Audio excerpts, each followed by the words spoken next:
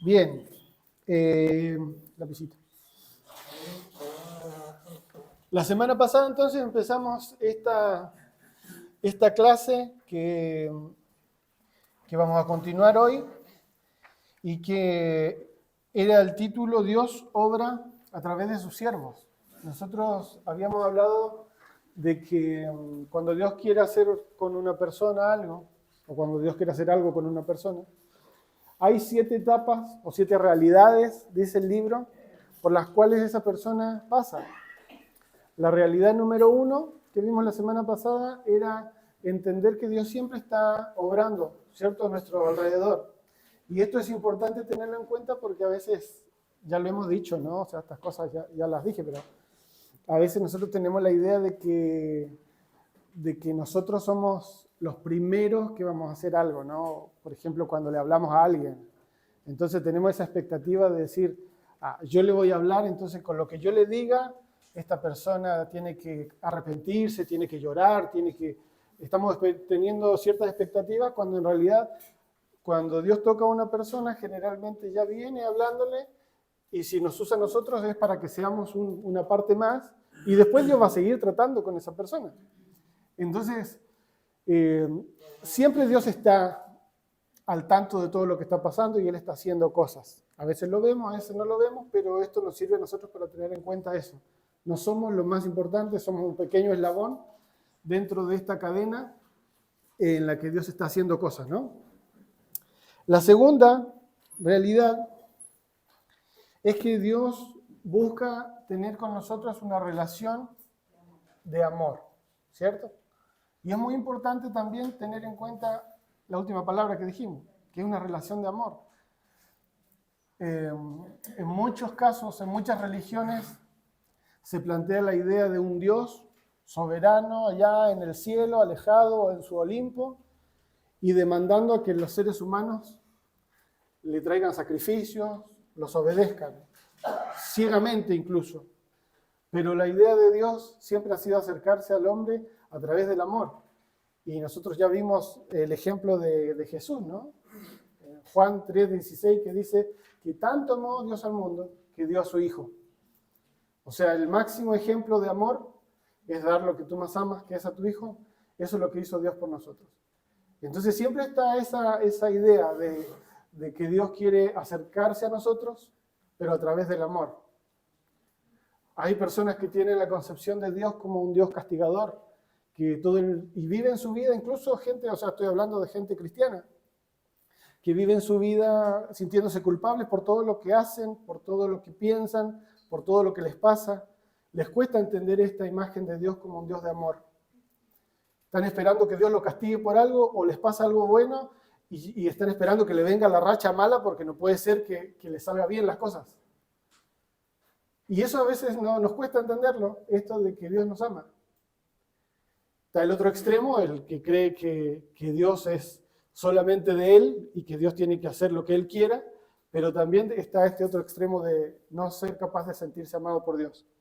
Así que esa es la segunda realidad, de que Dios siempre busca con nosotros una relación de amor, ¿cierto?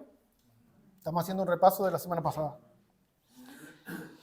Después, en la tercera realidad, ¿cuál era? Dios nos invita, ¿cierto?, a que nos unamos a lo que Él quiere hacer o a lo que Él está haciendo en su obra. Hay una invitación y como toda invitación puede ser aceptada, puede ser rechazada, no es una imposición, no es una obligación.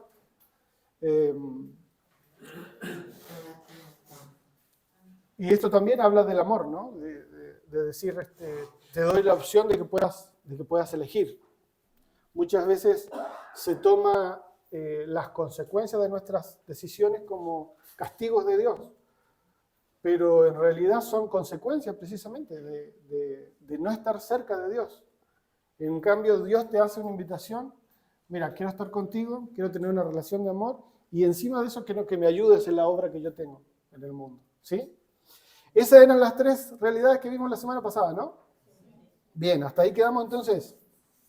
Entonces hoy vamos a empezar con el día 5, es el último día de esta unidad que se llama Dios obra a través de sus siervos, pero esta es la segunda parte. ¿cierto? La otra era lo que vimos la semana pasada. Antes de ver lo que tiene esta unidad, me gustaría que dijéramos en voz alta nuestro versículo para que no se nos olvide. ¿Se acuerdan dónde está? En Juan 15, 5. ¿Y cómo dice? Yo soy la vid, vosotros los pámpanos, el que permanece en mí y yo en él, este lleva mucho fruto, porque separados de mí, nada podéis hacer. Exactamente. Ese era el versículo para memorizar. Bueno, entonces ya habíamos visto 3 de las 7 realidades. Hoy vamos a ver la número 4, que dice, Dios habla, ¿pero para qué? Para revelarse a sí mismo, para revelar sus propósitos y sus caminos. Y acá hay una lectura, siguiendo con esta historia del llamamiento de Moisés, que dice, y se le apareció el ángel de Jehová en una llama de fuego en medio de una zarza, y lo llamó Dios de en medio de la zarza. Y le dijo, Moisés, Moisés. Y él respondió, heme aquí. Y dijo, no te acerques, quita tu calzado de tus pies, porque el lugar que tú estás, tierra santa es. Y dijo, esto es Dios hablando, ¿no? Yo soy Dios de tu padre, Dios de Abraham, Dios de Isaac y Dios de Jacob. Dijo luego Jehová, bien he visto la aflicción de mi pueblo que está en Egipto y he oído su clamor. Fíjense en estos detalles. Dios dice que ha visto la aflicción y Dios dice que ha oído el clamor a causa de sus extractores. Pues he conocido sus angustias y he descendido para librarlos de mano de los egipcios y sacarlos de aquella tierra a una tierra buena y ancha. Dice, ¿no? Esto está en Éxodo capítulo 3. En esta realidad donde Dios habla, Dios está revelando a Moisés, Dios le está diciendo quién es él, pero también Dios le está diciendo lo que él ha estado haciendo en este tiempo. Y fíjense todas las acciones que nombra acá. Dice que Dios está viendo, Dios está escuchando, Dios está conociendo, Dios va a descender para sacar al pueblo y va a sacar al pueblo. O sea, que lo que decíamos anteriormente, ¿no? En el primer punto, la primera realidad. Dios siempre está obrando. A veces lo hace de forma inmediata y podemos verlo, y otras veces se mantiene, pero no es que Dios está alejado de lo que está pasando. Dios estaba escuchando a su pueblo Israel y estaba viendo todo lo que estaban haciendo con él. Pero acá se lo revela a Moisés para hacerle la invitación, ¿no? Para que Moisés sepa con quién está hablando. Así que esa es la realidad número 4, ¿cierto? En la realidad número 5, que ya pasamos a la página 28, tenemos la invitación de Dios a Moisés para que Moisés se una en su trabajo. Esta invitación condujo a Moisés a una crisis de fe. Ahora vamos a hablar de esto. Acuérdense que esto de las realidades, después en los capítulos que vamos a ver en otras clases más adelante, vamos a hablarlo más específicamente. Ahora como que lo estamos nombrando encima nomás, ¿está bien? Dice que esta invitación que Dios le hizo a Moisés produjo entonces en Moisés una crisis de fe, lo llama acá el autor. Y esta crisis de fe requiere confianza y acción. Y acá podemos ver cómo reaccionó Moisés y por eso podemos decir que tenía una crisis de fe, ¿no? Dice, ¿quién soy yo para que vaya Faraón y saque de Egipto a los hijos de Israel? Después más abajo dijo Moisés a Dios, he aquí que llego yo a los hijos de Israel. O sea, está bien. ¿Quién soy yo primero para que vaya Faraón? Pero después si voy a los hijos de Israel y les digo, el Dios de vuestros padres me ha enviado a vosotros. ¿Y qué les digo cuando ellos me digan cuál es el nombre de ese Dios? ¿Qué le responderé? Dice Moisés. Todas estas son preguntas que Moisés le está haciendo a Dios, ¿no?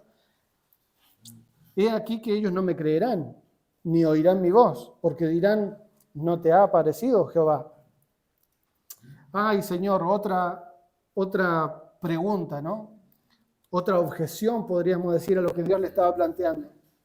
Nunca he sido hombre de fácil palabra, ni antes, ni desde que hablas a tus siervos, porque soy tardo en el habla y torpe de lengua. Y sigue otra más. Ay, Señor, envía, te ruego, por medio del que debes enviar. O sea, manda a otro. Si tienes a otro, manda a otro. No me mandes a mí. Estas son todas preguntas que muchas veces puede pasarnos también a nosotros, ¿no? Que piensas que Dios te está mostrando de hacer algo, te está invitando a hacer algo, y empiezan esas preguntas. En primer lugar, el cuestionamiento de nuestra identidad, que creo que a todos nos ha pasado en algún momento, ¿no? Pero yo no sé hablar, otro dice, pero yo ni siquiera sé leer bien. Yo no, en mi caso, por ejemplo, yo decía, pero yo no tengo, mi familia no es una familia de recursos, o yo no tengo a nadie conocido. Me acuerdo cuando les cuento una copucha, otra copucha. Cuando me fui a estudiar a México, yo tenía 18 años. Y bueno, otro día les contaré cómo llegué, pero el tema es que fue casi por coincidencia, digamos. Y cuando llegué a la escuela donde yo quería estudiar, que era una escuela cristiana, y era una escuela famosa donde había mucha gente de mucho renombre, muchos hijos de pastores, de todas estas mega iglesias de Centroamérica, de Guatemala, de Colombia. Muchos de ellos, de hecho, ahora son famosos, compañeros en ese momento. Y yo me veía ahí y yo decía, pero Señor, ¿por qué? O sea, estoy acá. No es que lo cuestionaba, yo estaba contento, pero aún así me miraba y yo decía, ¿cómo es que pasó esto si yo no tengo ni gente conocida? O sea, no tengo contactos, digamos. No tengo dinero porque mi mamá trabaja en una panadería, mi hermano está recién saliendo de los estudios, empezando a trabajar, mi papá no lo tengo. Y no tenía apoyo de ni iglesia ni de nadie. Pero, claro, cuando Dios te da una tarea para hacer, Él se encarga de las demás cosas. Pero es natural también a la vez que surjan esas preguntas, ¿no? Que uno se mire a uno mismo. Y está bueno también cuando uno es capaz de mirarse a uno mismo y decir, esto que está pasando yo no lo podría haber hecho. Así que sí o sí tiene que ser Dios. Porque eso también te da la fe para poder seguir caminando. Cuando uno tiene la confianza o tiene en algún punto la certeza de que los recursos los tienes, ya sea los recursos para, no sé, para hablar, los recursos económicos, los contactos, lo que sea, de alguna manera te sientes confiado en eso. Y somos así los seres humanos. Aunque eso en realidad es lo que más fácil puede fallar. Antes de poner nuestra fe en Dios y que Dios no nos va a fallar, pero siempre como que las cosas que vemos o tocamos es lo que nos produce más confianza que poner nuestra fe en Dios. Entonces, el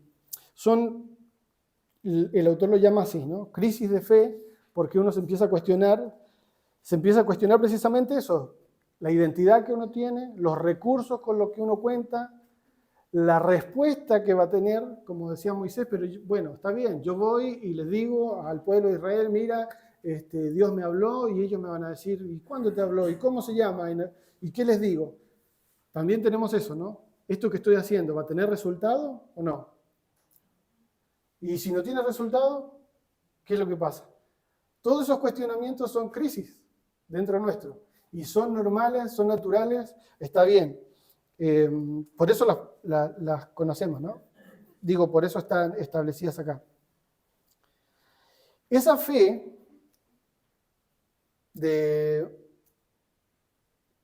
de Moisés superar todas estas preguntas que él tenía exigía, ¿qué cosa? Sí o sí una acción, hacer algo. O sea, lo que quiero decir es esto, las preguntas y los cuestionamientos no están mal. Nosotros pensemos siempre en una relación de amor de un padre bueno con sus hijos.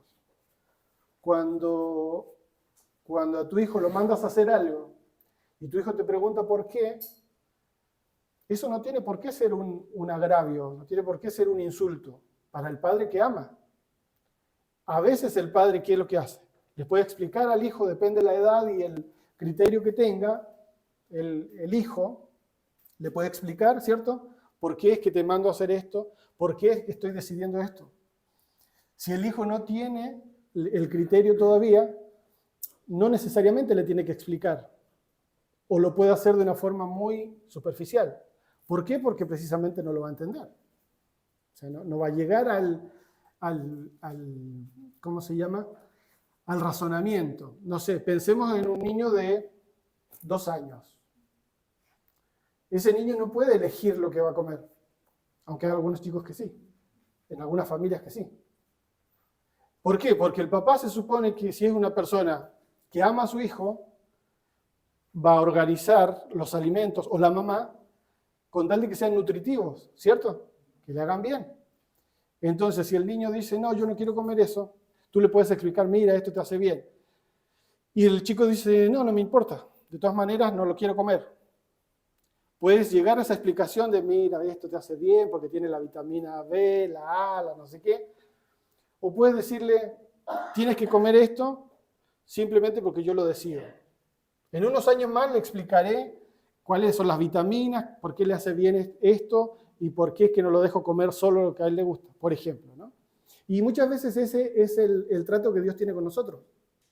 Por eso decíamos en las clases anteriores que no siempre tenemos que esperar, o nunca tenemos que esperar, que Dios nos dé todos los detalles sobre lo que Él va a hacer. Porque hay cosas que simplemente no las podemos entender, a veces no las podemos entender nunca, y otras veces no las podemos entender en un momento determinado, pero sí más adelante llega esa revelación y dice, o sea que Dios hizo esto por esto, ahora lo entiendo, ahora estoy un poco más tranquilo o ahora mi concepción de Dios cambió, estoy conociendo a Dios de otra manera porque cuando actuó de esta manera, que yo no lo entendía, yo seguí confiando en Él, pero ahora me doy cuenta que era para mí, para mi beneficio, ¿cierto? Entonces esta crisis de fe, aunque es una crisis y aunque son cuestionamientos y son preguntas que son normales, que son naturales, lo que no tiene que producir precisamente es un estancamiento, sino que sí o sí tiene que, o nos obliga a caminar, dar un paso de fe, ¿no? O de acción. Así que esa es la realidad número 5. La número 6, que está igual ahí en la página 28,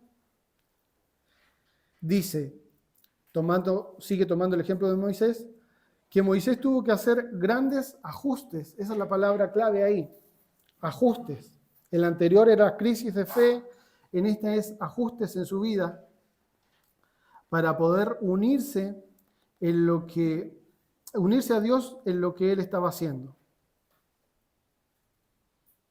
Ahí dice lo que decíamos recién, ¿no? La crisis de Moisés exigía fe y acción. En Santiago 2:14 dice que la fe sin obras es una fe muerta, ¿sí? Entonces, la fe sí o sí lleva a una acción. Decir lo que uno cree que va a pasar no necesariamente eso es fe, declararlo solamente, sino que una forma de actuar de acuerdo a eso que estoy declarando, eso sí. Una declaración, pero más que la declaración es la acción, ¿cierto?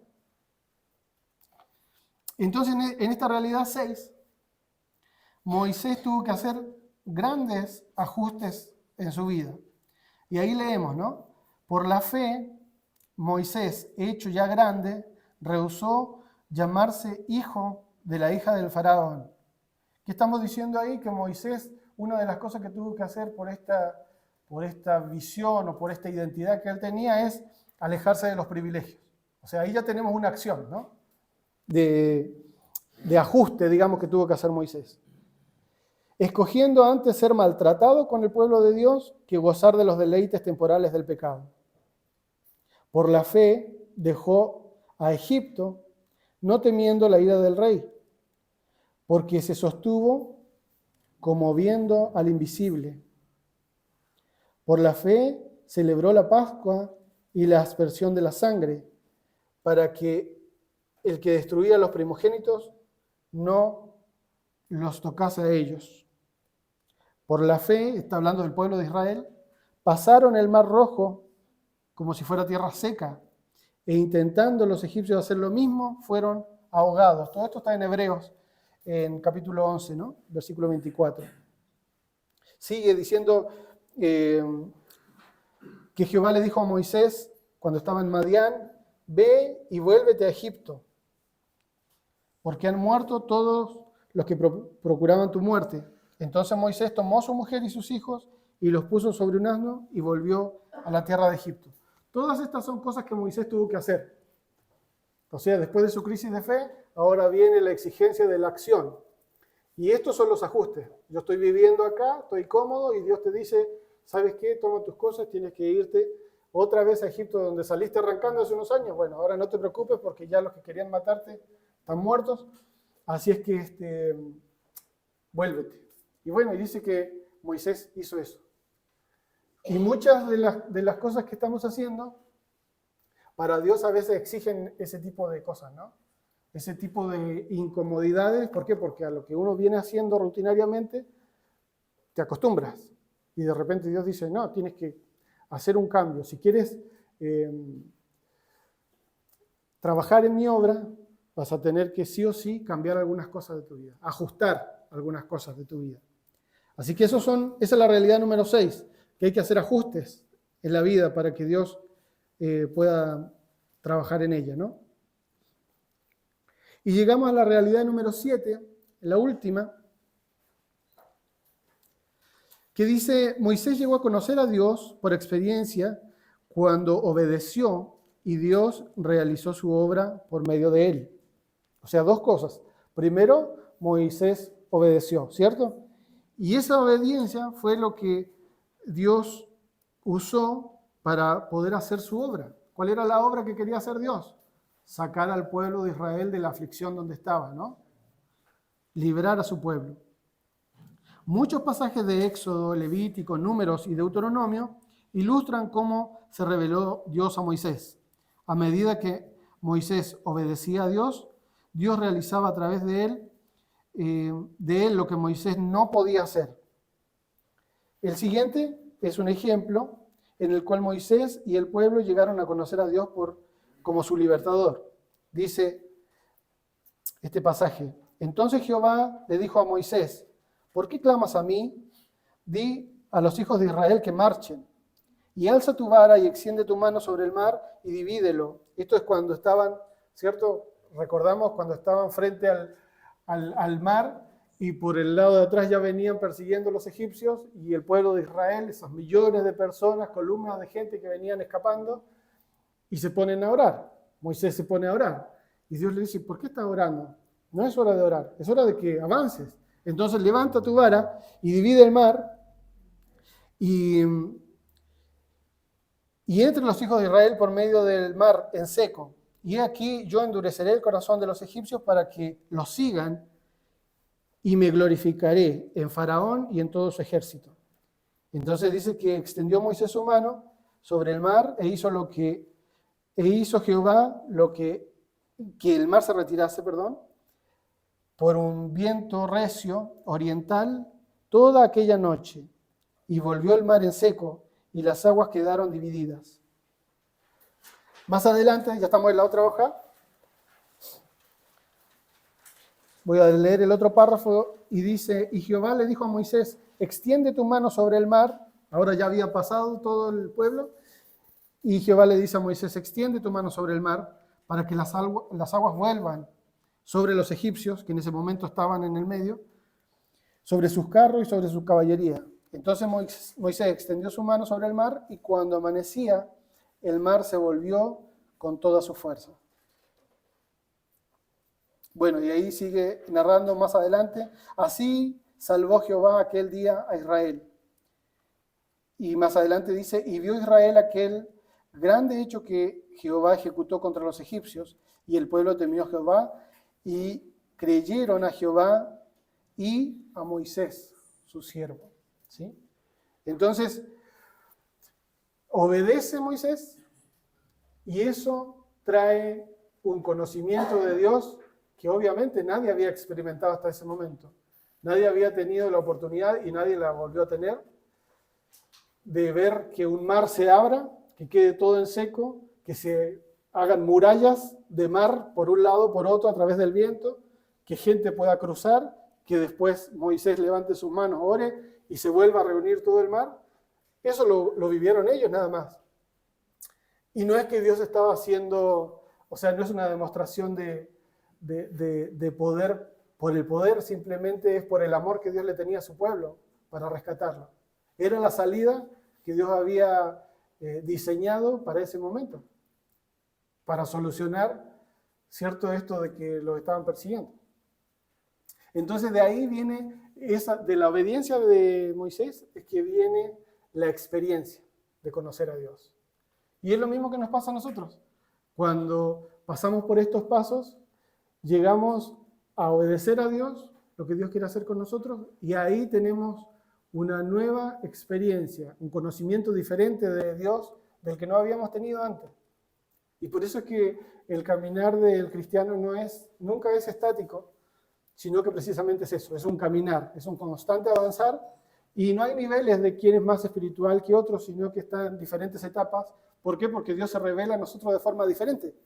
Pero lo importante es que todos estamos en el mismo camino, ¿cierto? Estamos tratando de encontrarnos con Dios, de tener una relación de amor, de obedecerlo, y cuando nos damos cuenta que vamos quemando estas etapas, llegamos a un conocimiento diferente. Y eso no se termina nunca, porque son ciclos que vuelven, que vuelven. Siempre hay una experiencia, siempre hay una situación en la vida que te vuelve a preguntarte un montón de cosas, que vuelve a cuestionar tu identidad, que vuelve a darnos estas crisis de fe, que vuelve a desafiarnos para ver si vamos a obedecer o no. Siempre hay una nueva invitación de Dios para actuar, que tú la puedes rechazar o la puedes aceptar. Siempre así. Y vamos creciendo en el conocimiento del Señor, ¿no? En nuestra relación con Él. Vamos a las preguntas entonces. Estamos ahí en la página 29. Dice, responde a las preguntas que siguen acerca de las 4 afirmaciones que anteceden. Ya vimos la realidad número 1, 2 y 3 en la clase pasada, y esta es la realidad 4. Y dice, ¿qué reveló Dios de sí mismo, de sus propósitos y sus caminos? ¿Qué fue lo que reveló Dios en la realidad número 4 en este ejemplo que estamos viendo nosotros de Moisés? Dios reveló su voluntad, ¿cierto? Dios le dijo lo que Él quería hacer. ¿Y qué era lo que Él quería hacer? Era sacar al pueblo de Israel de Egipto. Así que pueden poner ahí que Dios reveló su voluntad.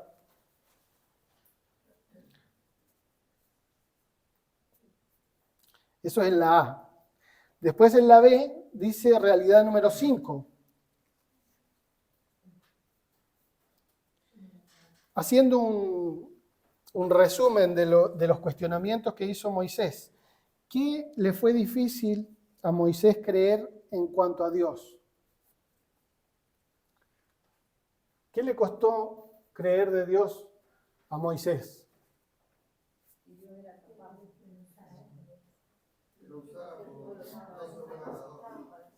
Exactamente, que Dios lo podía usar a él, ¿cierto? Por eso decía, pero si yo tengo esto, pero si a mí no me van a creer, pero que yo no sé hablar. O sea, diciéndole, conmigo no, si tienes a otro, eso es lo que termina diciendo, ¿no? La última frase que leímos. Entonces es lo que le costaba creer que Dios lo podía usar.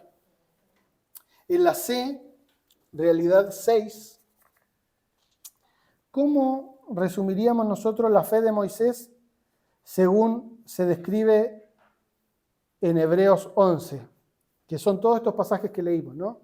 Que Moisés dejó de ser nieto, en este caso sería de Faraón, dejó su tierra, se fue de Egipto, después volvió a Egipto, hizo todas esas acciones.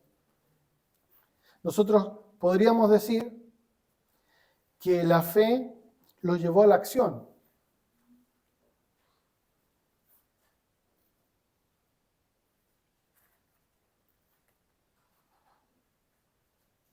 Porque como dijimos, y como dice Santiago 2:14, que la fe sin obras es una fe muerta. Entonces sí o sí tiene que llevar a la acción, y cuando lleva a la acción, ahí también se comprueba, esto es fe, ¿no? Vamos a la D. Dice realidad 6. ¿Qué ajustes tuvo que hacer Moisés? Yo ahí puse algunos, ustedes los pueden poner de otra manera si quieren, pero de acuerdo al texto que leímos, yo puse, en primer lugar, rechazar privilegios.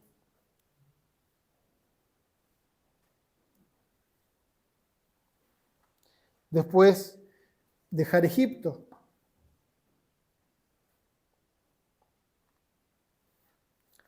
Pasar el Mar Rojo. Volver a Egipto. Todos esos son ajustes que Moisés tuvo que hacer en su vida. O sea, estaba haciendo una cosa y tuvo que, por obedecer a Dios, tuvo que cambiar esa forma de vivir que tenía en ese momento, ¿no?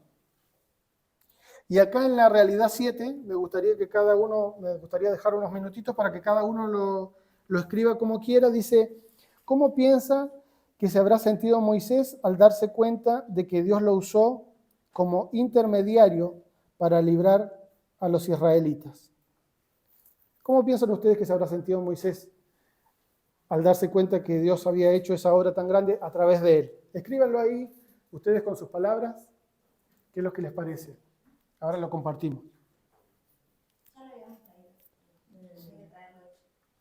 Sí, bueno, si lo trajeron hecho, ahora lo compartimos también. Si alguien no lo escribió todavía, tiene un minutito.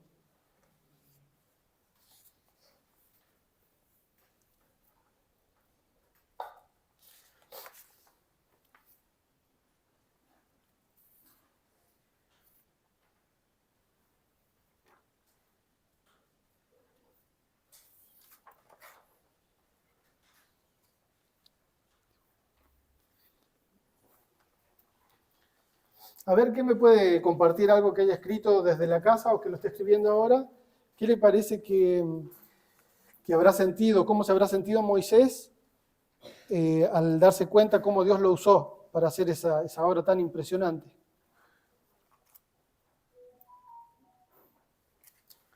A ver, Juan. Con una responsabilidad grande acerca de una causa divina. Una responsabilidad grande acerca de una causa divina. Muy bien, buenísimo. ¿Alguien más? Yo pienso que se habrá pasado como los apóstoles cuando los mandó Jesús, y se volvieron con gozo. La alegría de que había tenido éxito en todo lo que Dios mandó hacer. Exactamente, con alegría, con gozo por lo que Dios había hecho, ¿no? A través de él, cómo lo usó. Exactamente. ¿Quién más? A ver, ¿nos quiera compartir? Yo puse agradecido de poder servir a Dios y a su pueblo con humildad y obediencia. Agradecido, con humildad y obediencia. Claro, porque al final de cuentas te das cuenta que es un privilegio, ¿no? Que Dios te puede usar en algo tan grande como lo que vivió el pueblo de Israel. Admirado. Admirado. Sí. Privilegiado también. Sí. Yo puse humilde y digno al ser usado de la manera tan importante. Humilde y digno.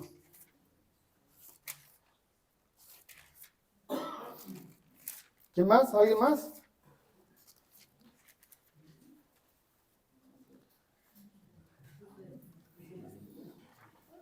Yo también puse eso no sé bien cuál será la palabra, pero como con la reflexión de decir, yo dudé y sí se puede. Yo dudé, pero sí se puede. Y así feliz, agradecido y con esa mitad con gozo, como todos dijeron, pero también, no sé, lo pienso porque a veces, como reacciono yo con esto de, ¿para qué dudé? Con esa cosa así de... El arrepentimiento de la duda, digamos. Claro.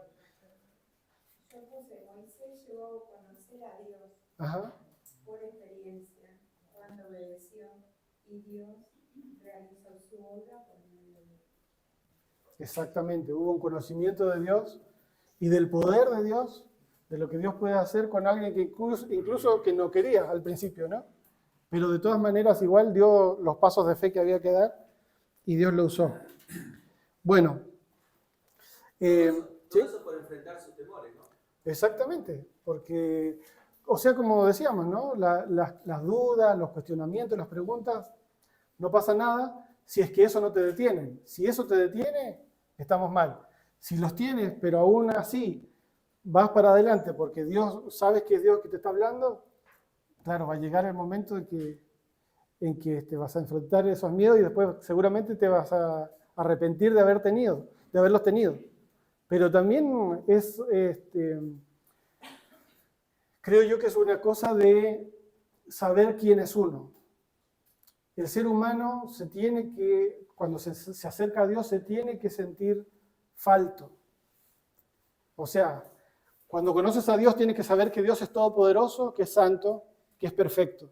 Pero también tiene que haber un conocimiento de que yo soy débil, de que yo soy falto, de que yo soy temeroso, y aceptar eso como es, porque es así. Ahora, cuando, claro, yo me centro en eso, no hago nada. Cuando yo me centro en lo que Dios es, voy para adelante. Ahora vamos a hablar de eso precisamente en los próximos puntos que nos quedan. Damos vuelta a la hoja a la página 30. Y hay acá un par de puntitos más. Bueno, acá esto seguramente ustedes lo leyeron en su casa, así que yo no lo voy a leer, pero sí el encabezado de la página 30, este subtítulo que dice, ¿qué puede hacer una persona común? Y esa pregunta es relacionada precisamente con lo que estábamos hablando hace un ratito, ¿no? ¿Qué se puede hacer? ¿Qué puede hacer una persona común? Que muchas veces tenemos esta idea de que tenemos que cumplir ciertos requisitos para que Dios nos use. Y ahí estamos pensando en cuántas horas tendré que orar. Y muchas veces las personas que han hecho cosas importantes o que han sobresalido, también tienen esto de decir, no, porque yo oraba 5 horas, porque yo oraba 8 horas, porque yo leía mi Biblia no sé cuántas veces, o porque estudié en tal lugar. Y a veces se nos queda eso, que son como, entonces si yo quiero hacer eso que está haciendo esa persona, tengo que hacer lo mismo. Y en realidad yo no puedo hacer lo que hizo esa persona porque Dios le dio esa tarea para que lo haga él. En primer lugar eso. Pero en segundo lugar, si fuera así, ya no tendría mérito Dios, lo tendría yo, por las horas que oré o por haberme estudiado tal o cual libro, ¿cierto?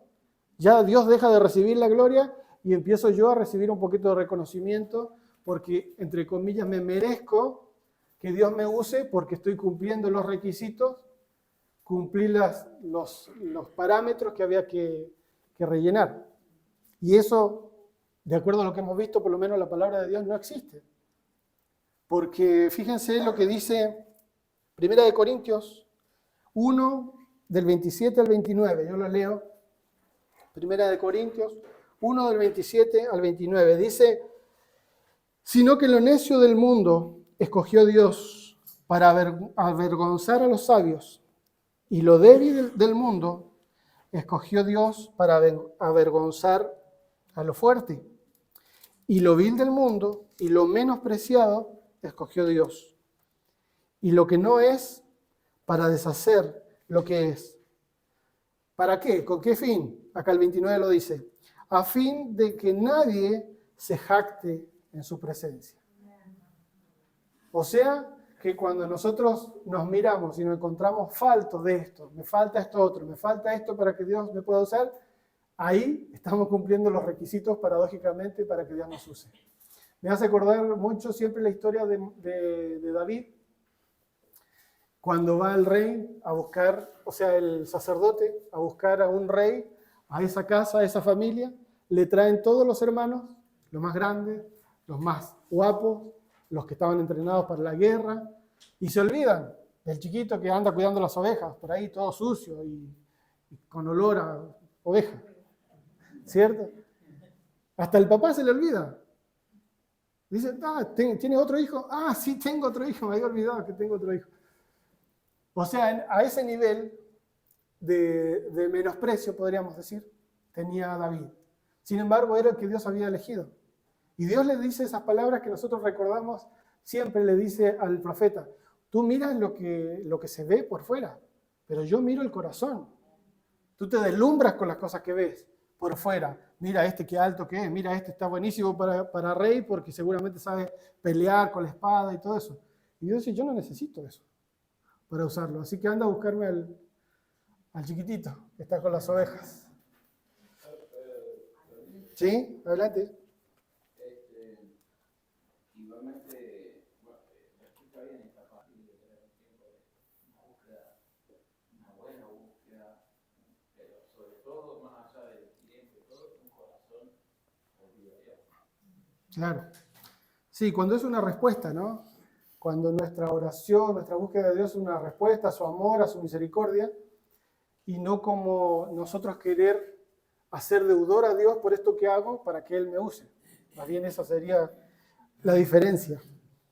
Claro, porque si no es como, no es el sacrificio de otra cosa, sino el sacrificio hoy tuve 5 horas arrodillado. Pero exacto. Con el corazón en otro lado, no bien, Exactamente. No es sí, la acción, sino el corazón. El corazón. La actitud con que lo hacemos. Tal cual. Y ahí vamos ya a la página 31, 31. Que ahí está el otro punto, que es el del que hablábamos recién, que Dios, en primer lugar, ¿qué cosa Dios puede hacer? Decíamos en el punto anterior, con una persona común puede hacer cualquier cosa porque lo está haciendo Él, no lo hace la persona. Y acá en este punto dice, las normas de Dios son diferentes a las humanas. Y ahí era donde esto que acabo de decir del rey David, cuando fue ungido, está en 1 Samuel, capítulo 16, verso 7, ¿no? Cuando Dios le dice al profeta que Él no mira lo que miran los hombres, sino que Él mira el corazón de las personas.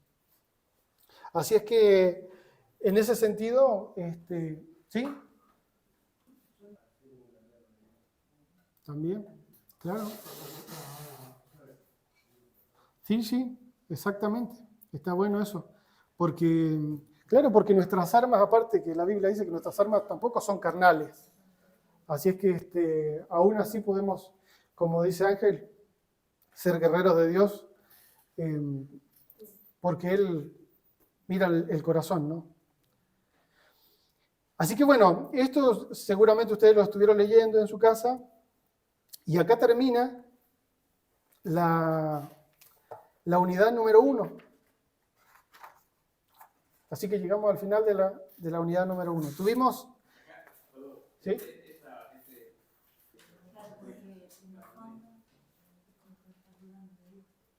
Claro, eso es. En el fondo uno está dudando de Dios. Pero lo que también es cierto es que nuestra naturaleza siempre nos está empujando a eso. O sea, una de las cosas que decíamos al principio es, nosotros tenemos una lucha constante todo el tiempo. Y si nosotros todo el tiempo creyéramos en Dios, sería genial, pero esa naturaleza carnal que tenemos también nos está empujando a deshacernos de eso. Y ahí es donde nosotros tenemos que pensar, ¿qué es normal? Que pase que hayan esas dudas y esas luchas, pero lo que no tenemos que hacer es dejar de luchar para que venza la fe en el fondo, la fe en Dios. El ejemplo fue cuando... Bueno, entonces como resumen de esta última clase, podríamos decir que Dios se revela, o Dios revela lo que va a hacer. La revelación es una invitación para que nos podamos unir a Él. La otra cosa que podemos decir también es que no me puedo quedar como estoy y seguir a Dios, porque seguir a Dios siempre implica un paso, ¿no? Un paso de fe. Él es capaz de hacer cualquier cosa con una persona común, plenamente consagrada a Él. Y por último podríamos decir que las normas de Dios para la excelencia muchas veces son diferentes a las que tenemos nosotros, ¿no? A las humanas.